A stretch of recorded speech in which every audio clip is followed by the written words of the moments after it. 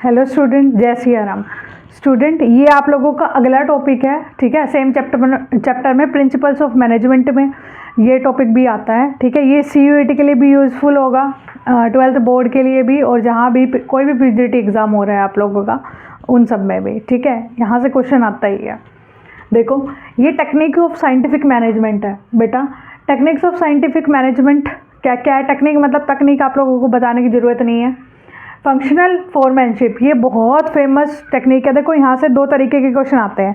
एक तो यहाँ से पूछ लिया जाएगा, यहाँ से कोई इस मैटर से क्वेश्चन, या फिर ये पूछ लिया जाएगा कि ना 4 प्रिंसिपल दे दिए जाएंगे, 5वीं फंक्शनल फोरमैनशिप का ऑप्शन दे दिया जाएगा, पूछ लेगा इनमें से कौन सा प्रिंसिपल नहीं है, या 3 टेक्निक दे दी जाएगी और 1 प्रिंसिपल दे दिया जाएगा, पूछ लेगा इनमें से कौन सा है या कौन सा नहीं है, ठीक है। ऐसे क्वेश्चन पूछा जाता है। तो आपको 4 प्रिंसिपल्स याद होने चाहिए और टेक्निक्स के नाम भी याद होने चाहिए, तभी आप लोग ऑप्शन टाइप में अच्छे से अटेम्प्ट कर सकते हो, ठीक है।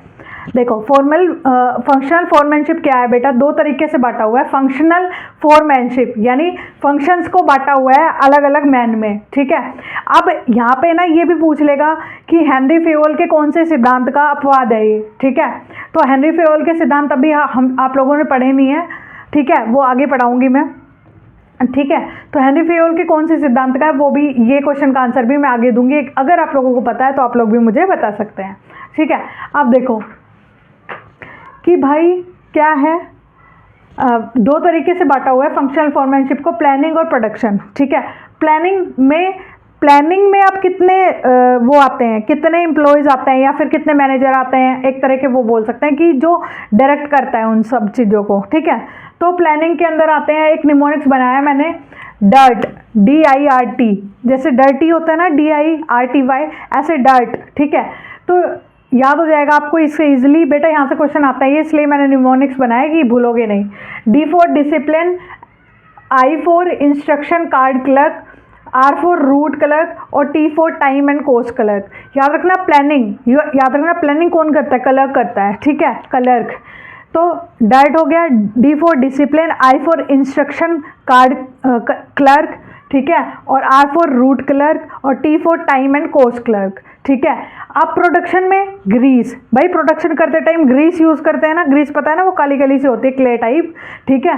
तो ग्रीस यूज़ करते हैं, तो प्रोडक्शन में ग्रीस लग जाती है। अगर प्रोडक्शन डिपार्टमेंट में काम करते हैं उनके कपड़े भी गंदे हो जाते हैं, इस टाइप से याद कर लेना, ठीक है। तो ग्रीस, G for gang boss, R for repair boss, I for inspector और S फॉर स्पीड बॉस। अब ये होता क्या है, ऐसे भी क्वेश्चन आ जाता है कि एक डेफिनेशन दी जाएगी और पूछ लेगा ये किसका काम है, स्पीड बॉस का, इंस्पेक्टर का, इंस्ट्रक्शन क्लर्क का। तो ये पता भी होना चाहिए आप लोगों को। देखो, डिसिप्लिन, नाम से ही पता चल रहा है, जो बंदा डिसिप्लिन का ध्यान रखता है, ऑर्गेनाइजेशन में काम करने में डिसिप्लिन बरता जा रहा है या नहीं, तो वो तो डिसिप्लिन हो गया, याद रहेगा आप लोगों को, ठीक है।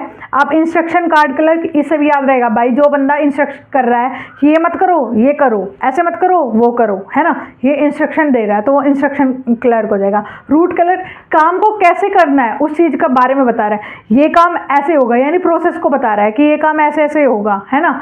तो रूट बता रहा है कि भाई इसमें मतलब 3 तरीके के वर्क होंगे, 4 के होंगे, मतलब पूरा रूट बता रहा है कि जैसे भाई क्या कोई भी काम, जैसे प्रोडक्शन लेके रॉ मटेरियल से लेके पूरा प्रोडक्शन कैसे होगा फिनिश गुड तक, तो ये इस चीज़ का कौन बताता है? रूट क्लर्क बताता है कि भाई कैसे किस किस रूट से होकर जाएगा, ठीक है, एक तरह का वो बोल सकते हैं। टाइम एंड कॉस्ट, कितने टाइम में बन जाना चाहिए और कितने कॉस्ट में, इस चीज़ को इंस्ट्रक्ट कौन करता है? Time and cost clerk. बेटा ये तो नाम से ही पता चल जाता है, ये तो हर बच्चा बता देता है, लेकिन क्वेश्चन आता है आप लोगों का यहाँ से, ठीक है।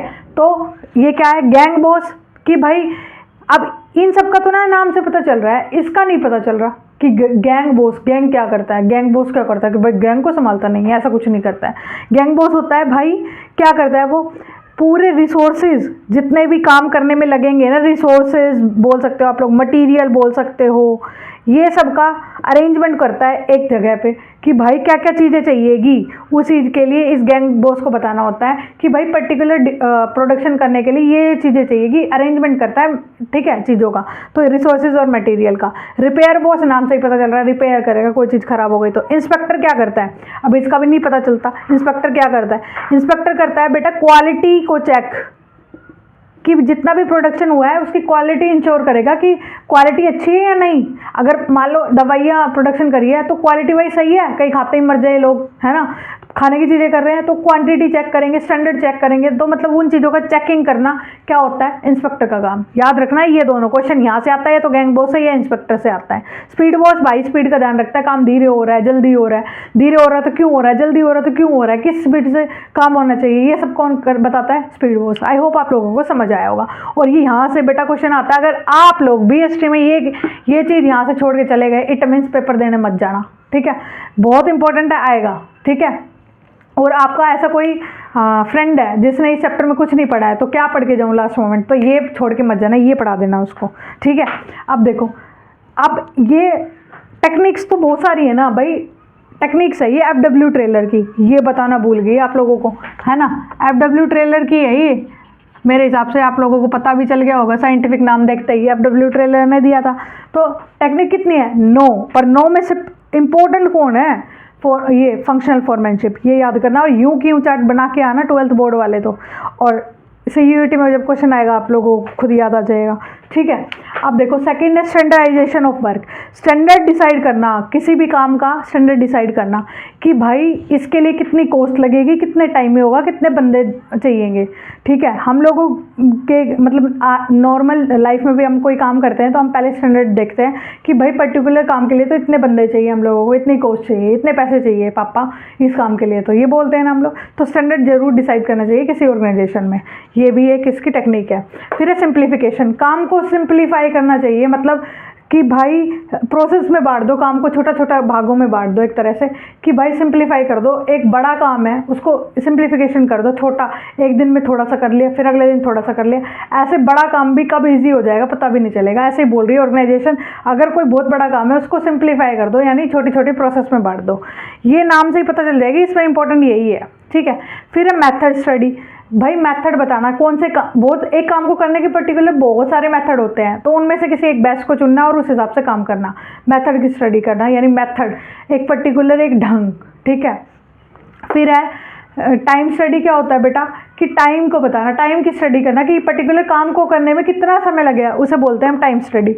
और ये चीज़ें हम देखते हैं, यहाँ पे एक ऑप्शन टाइप में क्वेश्चन आता है, CUET में पिछली बार आया हुआ था, स्टॉप वॉच कहाँ होती है, स्टॉप वॉच कहाँ होती है, मोशन में, टाइम में, तो आप लोगों को बताना है टाइम में। ये ट्रिक से भी याद कर सकते हो भाई, घड़ी कहाँ बांधते हैं और किस लिए बांधते हैं, टाइम के लिए, तो वही होता है स्टॉप वॉच किस लिए यूज़ होती है, टाइम के लिए। कई कई बच्चे ना मोशन के लिए कर देते हैं, क्योंकि हम लोग बोलते हैं ना कि मोशंस के लिए भी हम लोग कई बार टाइमर सेट कर लेते हैं, तो इसलिए बच्चे कन्फ्यूज रहते हैं, इसलिए कह रही हूँ टाइम के लिए करते हैं ना कि मोशन के लिए, ठीक है। मोशन क्या होता है और टाइम क्या होता है, इन दोनों में बेसिकली डिफरेंस क्या है बेटा। टाइम होता है कि पर्टिकुलर काम को, पूरे काम को करने में कितना टाइम लगेगा, ठीक है। मोशन क्या है बेटा, जो भी मान लो सपोज करो एक काम को करने में 10 मिनट लग रही है और हम लोगों को उसको 10 मिनट घटाकर, 10 मिनट से घटाकर हमें वो उस काम को 7 मिनट या 8 मिनट में करना है, तो हम स्टडी करेंगे टाइम की कि भाई कौन सा मोशन है जो एक्स्ट्रा लग रहा है।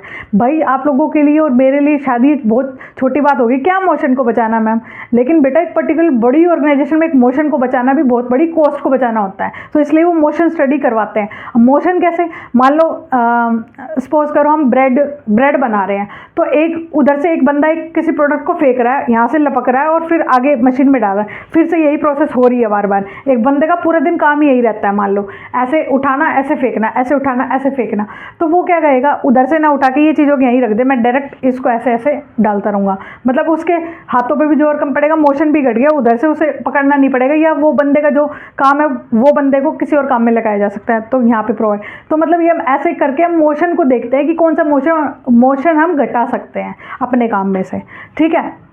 फिर है fatigue study. What do you mean by fatigue, बच्चों को नाम से पता नहीं चलता इसलिए बता रही हूँ। फटीग का मतलब होता है बेटा थकान, ठीक है, जो मैं बहुत ज़्यादा थक जाती हूँ, इस टाइप से आप भी थक जाते होगे। फटीग का मतलब पढ़ते पढ़ते थकते हैं मैम, है ना। तो फटीग का मतलब क्या होता है कि भाई थकान, कोई बंदा मतलब ये देखना एक पर्टिकुलर ऑर्गेनाइजेशन में कि जो मजदूर सुबह आते हैं तो उनकी एफिशिएंसी क्या होती है काम करने की, ठीक है। फिर वो खाना खा लेते हैं, उसके बाद क्या एफिशिएंसी होती है, उसकी स्टडी करना कि कब मजदूर थका हुआ महसूस करते हैं, उसी टाइम एक चाय दे दी जाए उनको, ये डिसीजन ले लेना कि हम महसूस कर रहे हैं, हम देख रहे हैं मजदूर कि सुबह 9 बजे आए थे तो वो बड़ी एफिशिएंसी से काम कर रहे थे, 2 बजे तक तो बड़ी एफिशिएंसी से काम करते हैं, जैसे ही वो खाना खाते हैं ना उनका जो एफिशिएंसी है ना वो घट जाती है। तो क्यों ना यहाँ पे इनको चाय प्रोवाइड कर दी जाए, क्यों ना इनको थोड़ा 10 मिनट का ब्रेक दे लिया जाए। तो ये चीज़ें कैसे डिसाइड होगी, जब हम उनकी स्टडी करेंगे, किसकी, थकान की, यानी फटीग की। याद रखना, हिंदी में लिख भी लेना कि फटीग का मतलब क्या होता है, थकान, ठीक है। फिर है 8th differential piece wage system.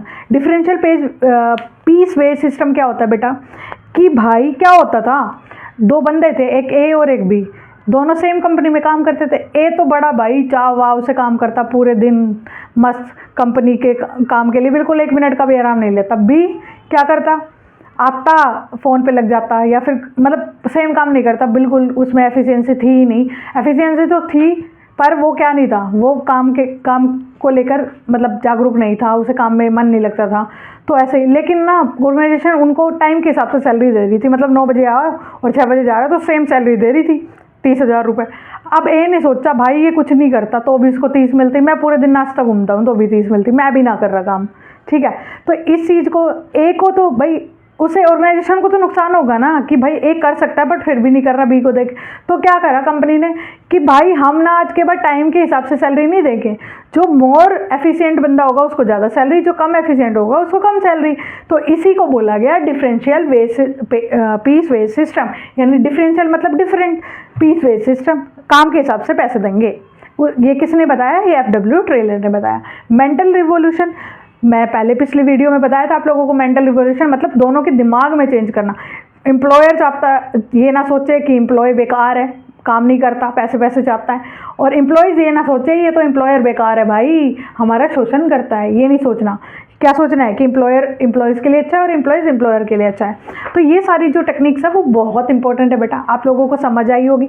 अगर नहीं समझ आई तो एक बार वीडियो को दोबारा से देख लेना, आप लोगों को समझ आ जाएगी, बट यहाँ से क्वेश्चन आएगा। इसके बाद आप लोग बुक की एक बार रीडिंग कर लेना, ना भी करो तो भी चलेगा, समझ लो चीज़ों को, लिख अपने आप दोगे, मैं जानती हूँ आप लोगों को, ठीक है। थोड़ी सी मेहनत कर लो, 12th बोर्ड में या फिर अच्छा कॉलेज आ जाएगा आप लोगों के CUET में, कॉम्पिटिटिव निकल गया तो भाई नौकरी मिल जाएगी, ठीक है। चलो बेटा मैं एंड करती हूँ मेरी इस वीडियो का, तब तक के लिए जय सिया राम।